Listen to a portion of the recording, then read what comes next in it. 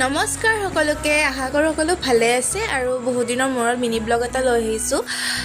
যি কি নহওক এয়া দুপৰীয়া সাজৰ বাবে মায়ে নৰসিংহ নিবলৈ পঠিয়ালে, তাকে আনিলোঁ আৰু আনি মেলি বৰমাহঁতৰ ঘৰত গ'লোঁ ভেদাইলতাৰ পাত আনিবলৈ। এয়া কি পিছে চিনি পাইছেনে নাই? হয়, এয়া হ'ল কুচিয়া মাছ আৰু মায়ে ভেদাইলতা আৰু নৰসিংহ পাতেৰে কুচিয়া মাছ বনাইছে আৰু এয়া হ'ল খাচী মাংস। এনেকৈ ভাত পানী খাই কিলাটোৰ লগত অকণমান খেলিলোঁ আৰু খেলি মেলি আবেলি আহিলোঁ মাহীহঁতৰ লগত মেলা চাবলৈ। আমাৰ ইয়াত অবতৰীয়াভাৱে মেলা এখন পাতিছে, তাত আহিলোঁ আৰু এইবোৰ সকলোবোৰ বেগ হ'ল 100 টকীয়া। এটা মাহী মোক এটা গিফ্টো কৰিলে।